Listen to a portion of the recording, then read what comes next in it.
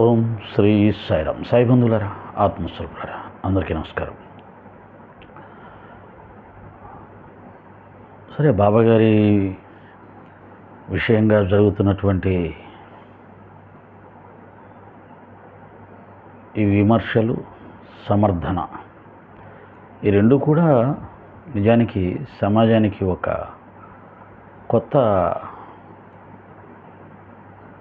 విజ్ఞానాన్ని, జ్ఞానాన్ని, వివేకాన్ని, విచారణను ప్రసాదిస్తుందని భావిద్దాం. దీంట్లో ఏమీ ఆవేశపడాల్సిన అవసరాలు ఏం లేవు. అందరం ఒకే తల్లి బిడ్డలం, హైందవ సోదరులం. వారు ఒక కోణంలో బాబాను చూస్తున్నారు, ఒక ప్రయోజనాన్ని ఆశించి బాబా మీద విమర్శలు చేస్తున్నారు. నాలాంటి వారైతే వాటికి సమాధానాలు చెప్పే ప్రయత్నంలో సాయిబాబా గారు అంటే ఏమిటి అనేది మరికొంత విచారణ చేయడానికి అవకాశం కలుగుతుంది. అలాగే బాబా అంటే కేవలం భగవంతుడనో గురువనో నమ్మకంతో వారిని ఆరాధించేవారు బాబా అంటే ఏమిటో తెలుసుకునే అవకాశం కలుగుతుంది.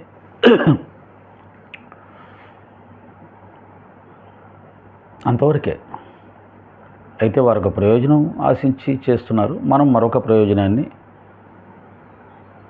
పొందే ప్రయత్నం చేద్దాం. అంటే దీని ద్వారా మనం బాబా గారి గురించి సంపూర్ణంగా తెలుసుకునే అవకాశం వీలైనంత. సంపూర్ణంగా ఎవరు తెలుసుకోలేరు, ఎవరు చెప్పలేరు. వీలైనంత వారి కారణంగా. ఇప్పుడు వెంకట చాగంటి గారు, వారు అమెరికాలో ఉంటారని అనుకుంటున్నాను. వారు బాబాగారి వ్యతిరేక ఉద్యమంలో బాగా గట్టిగా పనిచేస్తున్నారు. వేదాలను ఆధారం చేసుకొని మాట్లాడుతూ ఉంటారు. వారు బాబాగారికి వ్యతిరేకంగా మాట్లాడుతున్నారు కాబట్టి మనం వారిని వ్యతిరేకించాల్సిన అవసరం లేదు. నా అవగాహన వరకు, లేదా చాలామందికి కూడా ఆ విషయం తెలుసు. బాబాగారిని భగవత్ స్వరూపంగా భావించేవాళ్ళు, దత్తాత్రేయ స్వామి స్వరూపంగా భావించేవాళ్ళు.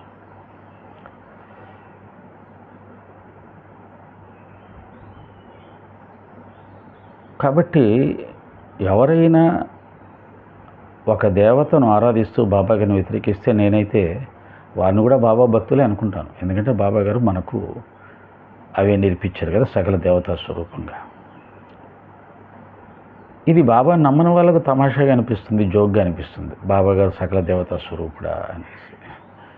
సహజమే, దీన్ని కూడా మనం జాగ్రత్తగా అర్థం చేసుకోవాలి. అవతార పురుషుడైన శ్రీరామచంద్రమూర్తిని ఇతర మతాల వారు ఏ విధంగా అయితే అంగీకరించకుండా ఒక మానవుడిగా చూసి మాట్లాడుతుంటారో, బాబాగారి మీద విశ్వాసం లేని వారికి బాబా కూడా అలా కనపడుతుంటాడు. ఇది అర్థం చేసుకోవాలి ఫస్ట్.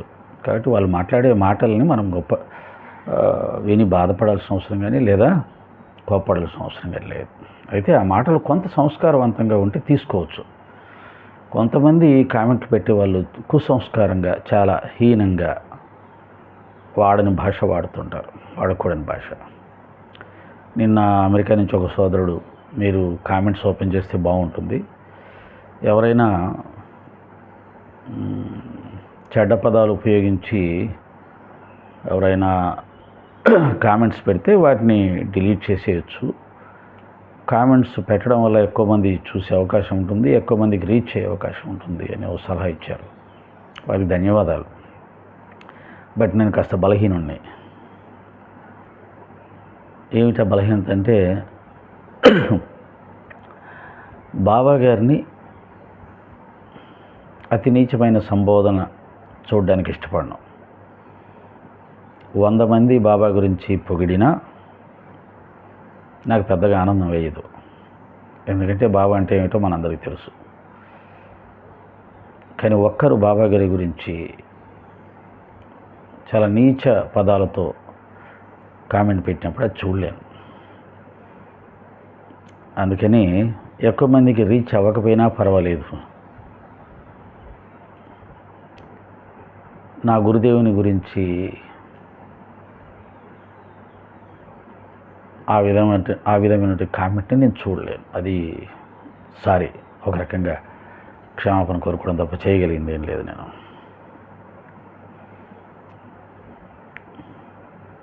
ఎవరు చూడాలి అనేది కూడా బాబా నిర్ణయం చేస్తాడు, ఎంతమంది చూడాలి, ఎవరు చూడాలి అని.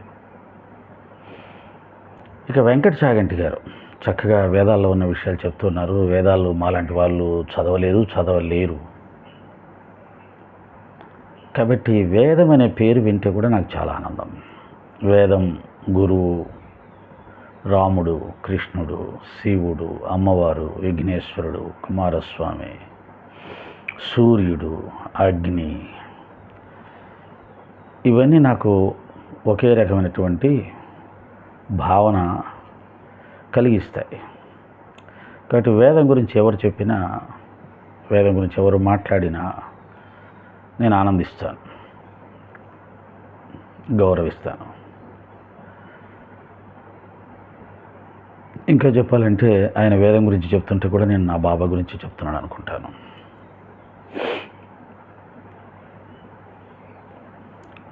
నేను ఒక పాట కూడా రాశాను.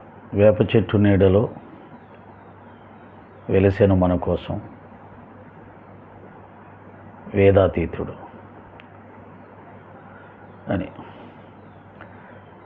ఏమండి, ఇది కూడా విని వాళ్ళు నవ్వుకుంటారు కదా, బాబాగారు ఏంటి, వేదాతీతుడు ఏంటి, వీళ్ళకి బుద్ధి జ్ఞానం ఉందా అని. ఆయన బాబాగారు వేదాతీతుడు అనే నమ్మకం ఉన్న వాళ్ళకి సరే, మరి లేని వాళ్ళని కూడా మనం చెప్పగలగాలి. ఎలా చెప్తాం? బాబాగారు మనకు గురువు, సద్గురువు. ఎప్పుడైతే గురువు అయ్యారో, గురువు బ్రహ్మ విష్ణు మహేశ్వర స్వరూపుడని, పరబ్రహ్మమని గురుగీతలో సాక్షాత్తు ఈశ్వరుడు మనకు చెప్పాడు.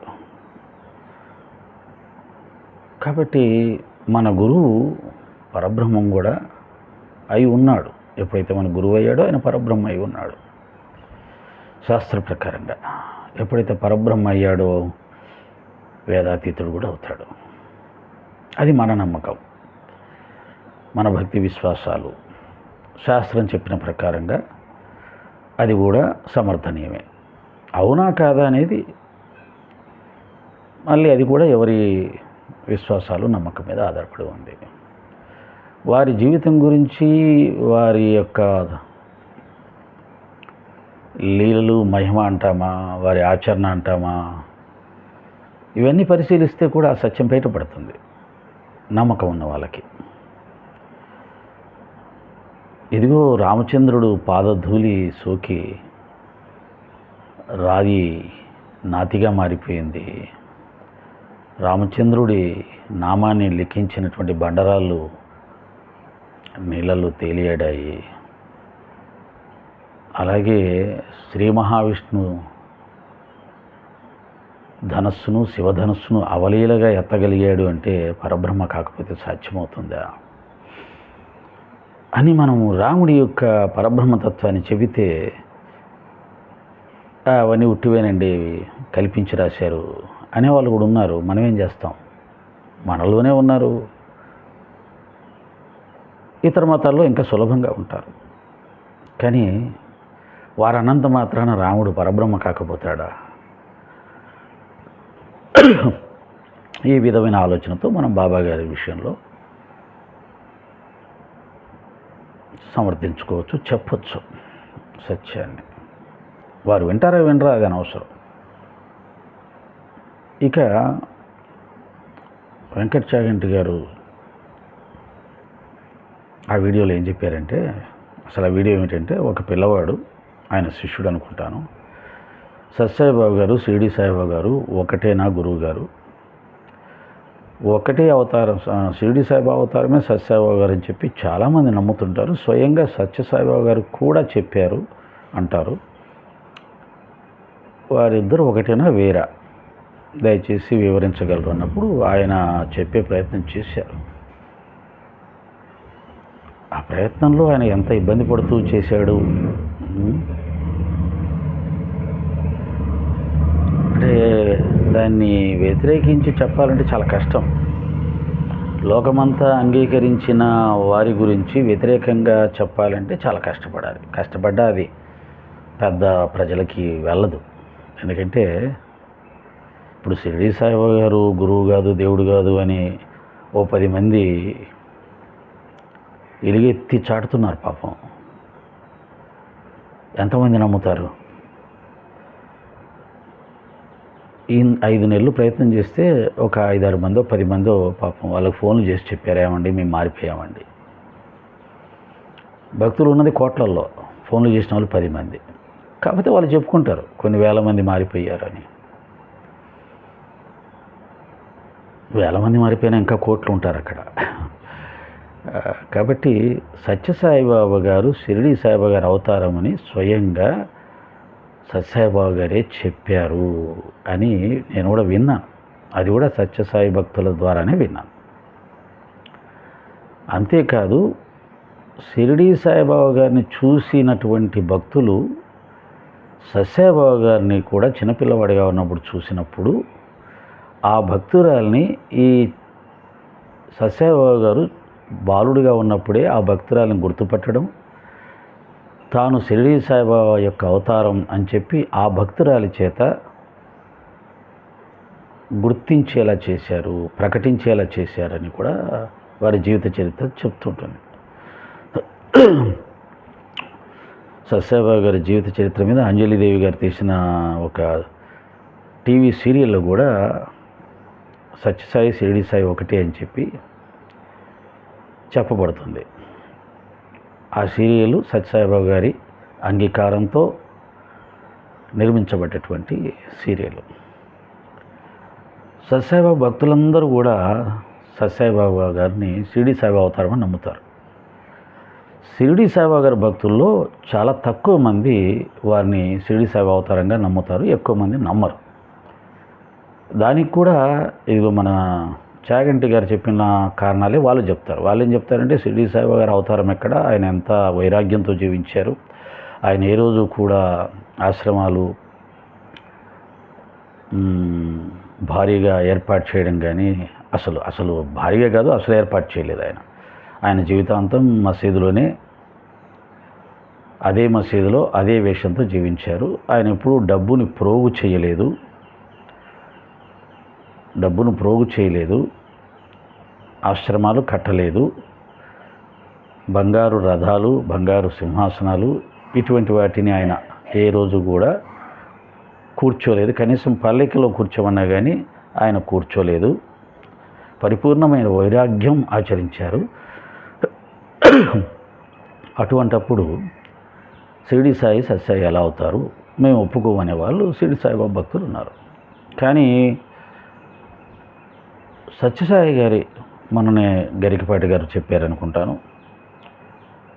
షిరిడి సాయిబాబా గారి అవతారం ఈశ్వరుడి అవతారం. అంటే ఈశ్వరులాగా వైరాగ్యంతో ఉంటాడు, ఆయన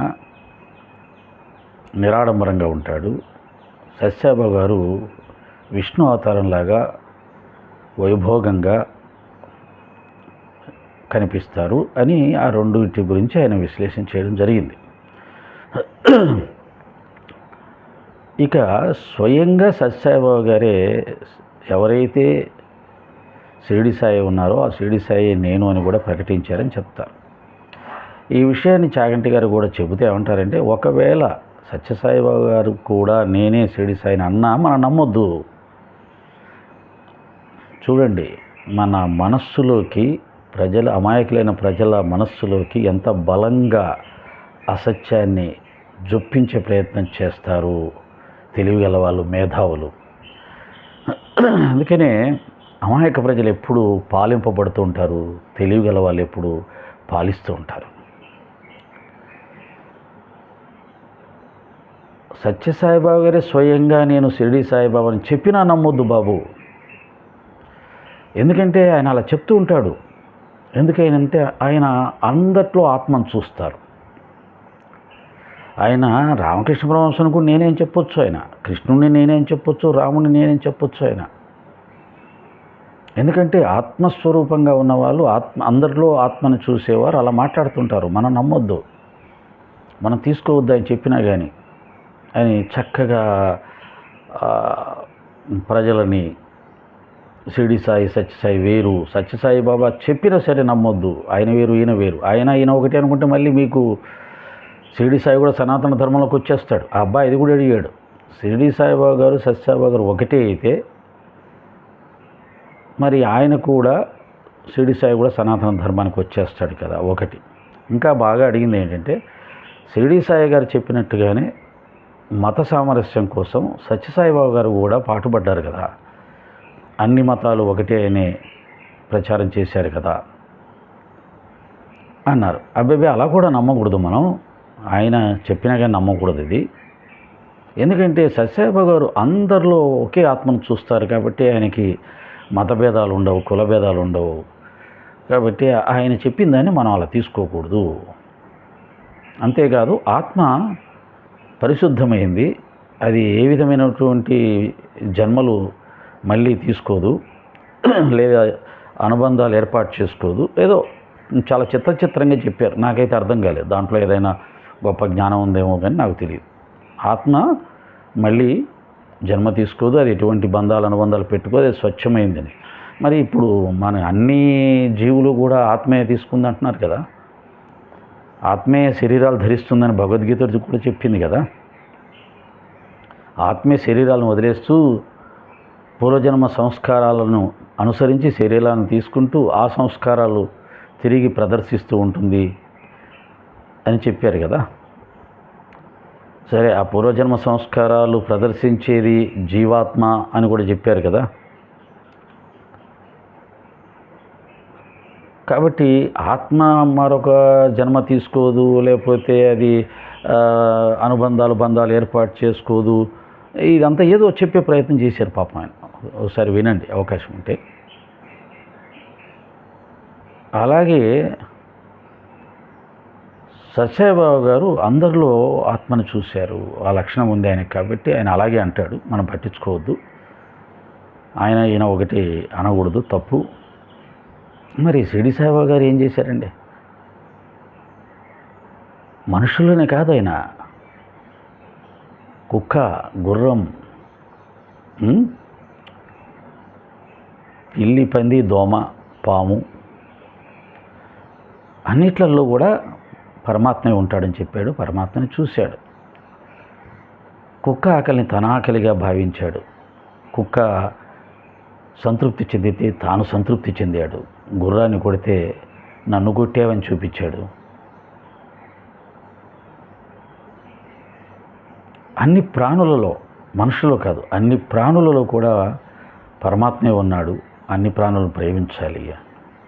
మళ్ళీ మన వాళ్ళు వెంటనే అంటారు, అలా అయితే ఆయన ఒక చోట పామును చంపాడు కదా. సందర్భాన్ని బట్టి నీకు ప్రమాదం ఉన్న చోట మాత్రమే నీ ప్రాణాన్ని కాపాడుకోవడానికి దుష్ట ప్రాణిని చంపొద్దు అని ఒక చోట చెప్పాడు.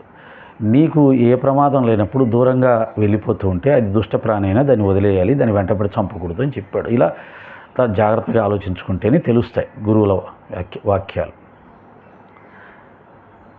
షిరిడి సాయిబాబా గారు ఆచరించినంతగా సకల ప్రాణికోట్లో పరమాత్మను చూసే విధానాన్ని ఈ లోకంలో చాలా తక్కువ మంది మహాత్ములు ఆచరించి ఉంటారు.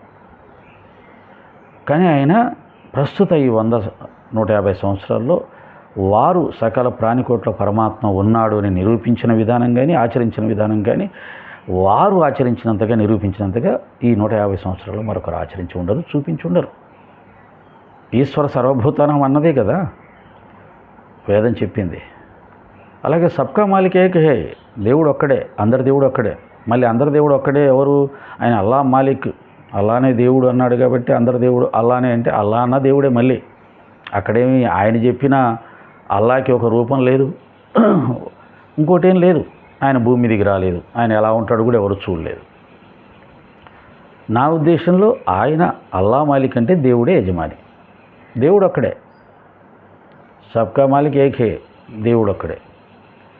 ఏకమేవ అద్వితీయం బ్రహ్మం, ఉన్నది ఒకటి బ్రహ్మమే, ఆ బ్రహ్మమే ఈ దేవుడు. దేవుడు అనేది అర్థంగా తీసుకున్నప్పుడు మనకు అర్థమవుతుంది. ఆయన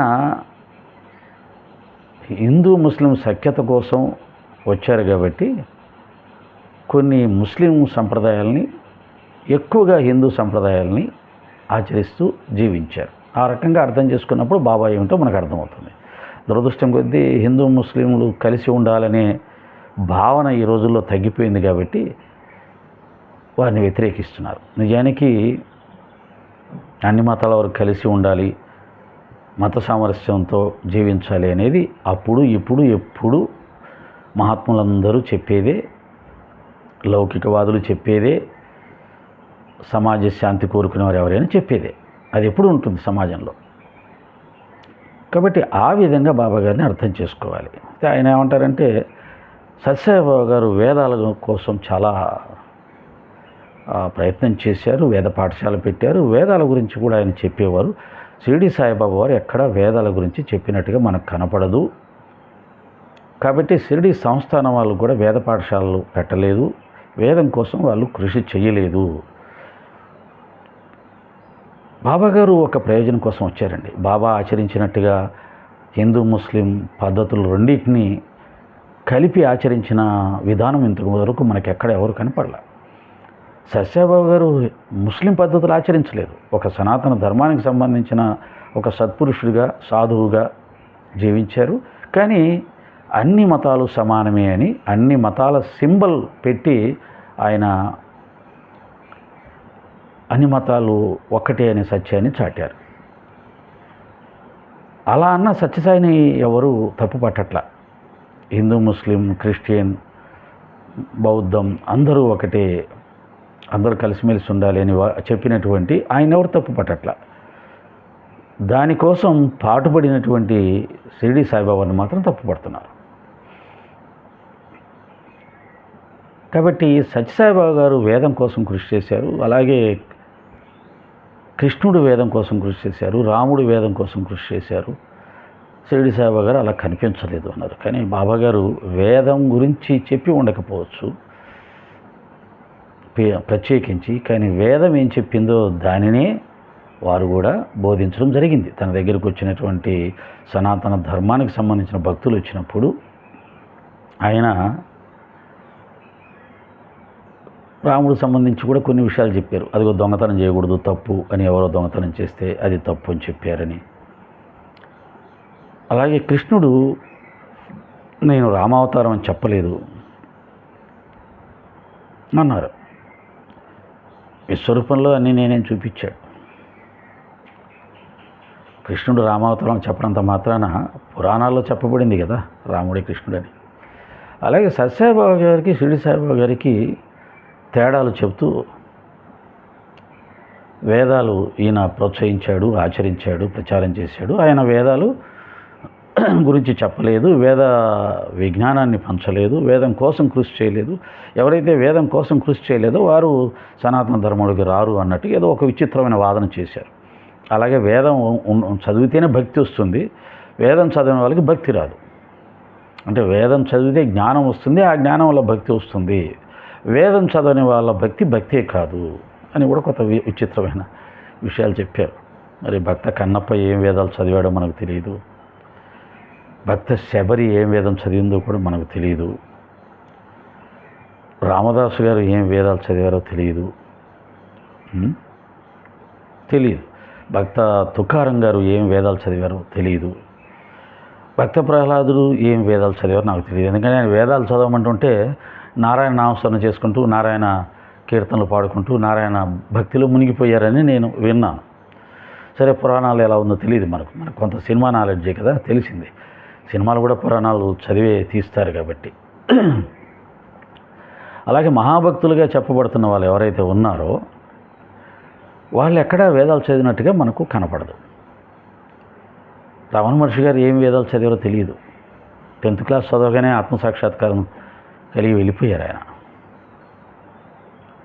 రామకృష్ణ పరమహంస గారు అసలు స్కూల్కే వెళ్ళలేదు, ఆయన ఏం వేదాలు చదవలేదు. కానీ స్వామి వివేకానంద లాంటి వారికి గురువు కాగలిగాడు. రామకృష్ణ పరమహంస గారు ఇక ఆయన రమణ మహర్షి గారిని చెప్పాల్సిన అవసరం లేదు. ఇతర దేశాల్లో ఉన్న వాళ్ళు కూడా ఆయన దగ్గరికి పరిగెత్తుకొని వచ్చి ఆయన చెప్పినటువంటి జ్ఞానాన్ని అభ్యసించి తరించాలని ప్రయత్నం చేస్తుంటారు. ఆయన ఎక్కడ వేదాలు చదివినట్టుగా, వేదాల గురించి ప్రచారం చేసినట్టుగా లేదు. మరి చాగంటి కోటే వెంకట చాగంటి గారు, రమణ మహర్షి, రామకృష్ణ పరమహంస, భక్త తుకారాం, ఈ భక్త కన్నప్ప, మోక్షం పొందినటువంటి భక్త శబరి, ప్రహ్లాదుడు, భక్త రామదాస్, భక్త కబీర్, ఈ మహాభక్తులు, లేకపోతే ఇంకా నామదేవ్, గోర కుమ్మరదాస్, పండరిపురం భక్తులు, సక్కుబాయి, మీరాబాయి, వీళ్ళంతా భక్తులు. మరి వీళ్ళు వేదం చదవలేదు కాబట్టి వీళ్ళ భక్తి కాదా? వీళ్ళకి భగవత్ సాక్షాత్కారం కాలేదా? భగవంతుని అనుగ్రహం పొందలేదా వాళ్ళు? మరి వీళ్ళందరినీ మన సనాతన ధర్మంలో మహాభక్తులుగా చెప్పుకుంటున్నామే. దీనికి కూడా వారు ఒక వీడియో చేసి వినిపిస్తే, నేను చెప్పిన పేర్లు వాళ్ళందరూ కూడా వేద విజ్ఞానం కలిగి ఉన్నారా? వేదాలు చదివారా? వేదాలను ప్రచారం చేశారా? ఇవి కూడా ఒకసారి వాళ్ళు చేస్తే బాగుంటుంది. కాబట్టి వేదానికి భక్తికి ముడిపెట్టి ప్రయత్నం చేశారు. వేదం చదివినవాడు అసలు భక్తుడే కాదు. అంటే వేదాలని ఎలాగైనా చదివించాలి, అందరినీ వేదాలు చదివేలా చెయ్యాలి అనేది వారి లక్ష్యం కావచ్చు. దానికోసం అలా చెప్పి ఉండొచ్చు. వారు అలా అర్థం చేసుకుందాం పాజిటివ్గా. అలా చెప్తే అందరూ వేదాలు చదువుతారని. కానీ కష్టం వేదాలు చదవడానికి సమయం కానీ, ఈ కాలంలో అర్థం చేసుకునే మేధస్సు కానీ కష్టం. గురుముఖత వేదాలు చదవాలి, గురుముఖత తెలుసుకునే ప్రయత్నం చేయాలి. లేకపోతే అన్నీ అపార్థాలుగా కనిపిస్తాయి. గురువుల చరిత్రలు కూడా గురువు అనుగ్రహం పొందిన వాళ్ళ ద్వారా తెలుసుకుంటే అర్థమవుతాయి తప్ప మనకు మనం చదివితే తెలియదు. అలాగే చాగంటి గారు సచరిత్ర కూడా చదవలేదు. బాబాగారు ఏం చేశారు కూడా అనేది తెలియదు, ఏం చెప్పారో కూడా తెలియదు. ఆయన చెప్పి ఉండలేదు, చెప్పి ఉండకపోవచ్చు, ఆయన ఏం చేశారో తెలియదు. ఇలా పదాలు వాడుతుంటారు. ఆయన కూడా తన దగ్గరికి వచ్చిన వాళ్ళకి వేదంలో చెప్పిన విషయాల్ని సూక్ష్మంగా అర్థమయ్యేలా చెప్పారు. అన్ని ప్రాణుల్లో పరమాత్మే ఉన్నాడు అనేదాన్ని సూక్ష్మంగా అర్థమయ్యేలా చెప్పాడు. ఒక కుక్క కాకలేస్తే దానికి అన్నం పెడితే నాకు అన్నం పెట్టేవమ్మా అన్నాడు, అయిపోయింది. బాబాగారిని ప్రేమించే వాళ్ళందరూ మధ్యాహ్నం పూట పశువులకు, పక్షులకు, జంతువులకు ఆహారం పెట్టి వాళ్ళు తింటారు. అతి సులభంగా ఆచరించడానికి బాబాగారు వేద జ్ఞానాన్ని అందచేశారు. అలాగే తాను విసిరిన తన గోధుమలు విసిరి, గోధుమ పిండిని మా కోసమే బాబాగారు గోధుమలు విసురుతున్నారేమో అని చెప్పి ఆయనకు చెప్పకుండా తీసుకెళ్తుంటే, పరుల సొమ్ము పాముతో సమానం, తప్పు, ఇతరుల సొమ్ము ఆశించకూడదు అని దొంగతనం తప్పని చెప్పాడు. తాను నీటితో దీపాలు వెలిగించినప్పుడు నూనె ఉండి కూడా లేదని అబద్ధం చెప్పిన వర్తకులకు అసత్యం ఆడకూడదు, సత్యం మీద ఆధారపడి జీవించండి అని సత్యమేవ జయతే అనే సనాతన ధర్మానికి సంబంధించి చెప్పాడు. అలాగే ఒక భక్తుడు వచ్చి, నేను వేదాలు పురాణాలు అన్నీ చదివానయ్యా, నాకు మనశ్శాంతి లేదు, ఏం చేయమంటావు అని చెప్తే, నవవిధ భక్తులు సాధన చేయని చెప్పాడు. మన పురాణాలు చెప్పిందే. అలాగే ఒక భక్తుడికి జ్ఞానేశ్వరి భగవద్గీత అర్థం కావట్లేదు అని అంటే, నెమ్మదిగా చదువు, చదివేటప్పుడు తొందరపడుతున్నావు, పక్కన ఉన్న వాళ్ళకి వివరించి చెబుతూ చదువు, అప్పుడు నీకు కూడా అర్థమవుతుంది అని చక్కటి సాధన మార్గాన్ని చెప్పాడు. ఒక మద్రాసు దేశపు సన్యాసి బాబా దగ్గరికి వచ్చినప్పుడు, ఒక 15 రోజుల్లో అతను చనిపోతాడు అని సర్వజ్ఞుడైన బాబా గ్రహించి, అతను తన తల్లికి ఒంట్లో బాగాలేదని చెప్పి వెళ్ళాలని బాబా అనుమతి అడిగితే, వెళ్ళిపోతానంటే, తల్లి సంగతి తర్వాత సన్యాసం ఎందుకు తీసుకున్నావు? సన్యాసం తీసుకున్న వాడికి కుటుంబం మీద, బంధువుల మీద మమకారం ఉండకూడదు, ఇక్కడే కూర్చొని భాగవతాన్ని 2 సప్తాహాలు పూర్తి చెయ్యి అంటాడు. అతను 2 సప్తాహాలు పూర్తి చేసేలోగా 2, 6, 3 2 సప్తాహాలు పూర్తి చేసి అలసిపోయి శరీరం వదిలిపెడతాడు. అంటే అతను శరీరం వదిలిపెట్టే సమయానికి అతని చేత భాగవతాన్ని పారాయణం చేయించి అతనికి మోక్షం వచ్చేలా చేశాడు. ఇలా చెప్పుకుంటూ పోతే చాలా ఉంటాయి. అందుకనే బాబాగారి గొప్పతనాన్ని సప్తశృంగి దేవత గుర్తించింది. తన పూజారిని, తన భక్తుల్ని త్రయంబకేశ్వరం వెళ్తే కూడా, అక్కడికి ఎందుకు వెళ్ళావు, షిరిడి సాయిబాబా దగ్గరికి వెళ్ళని పంపించింది సప్తశృంగి దేవత. అందుకనే ఆయన్ని పరమనిష్టాగరిష్ఠుడైన వాసుదేవానంద సరస్వతి వారు, టెంబే స్వామిగా పిలువబడే వాసుదేవానంద సరస్వతి స్వామి వారు మా అన్నగారిని సంబోధించారు. అక్కలకోట మహారాజు దత్తాత్రేయ స్వామి యొక్క 4వ అవతారం, నేను షిరిడీలో సాయిబాబా రూపంలో ఉన్నాను, అక్కడ సేవించుకోండి అని తన భక్తిని పంపించాడు. ఆయన వేద గురించి చెప్పకపోవచ్చు, కానీ వేద స్వరూపుడైన రామచంద్రుడి గురించి చెప్పాడు. శ్రీరామనవమిని స్వయంగా జరిపించాడు. శ్రీరామ నామ మంత్రాన్ని స్వయంగా బోధించాడు.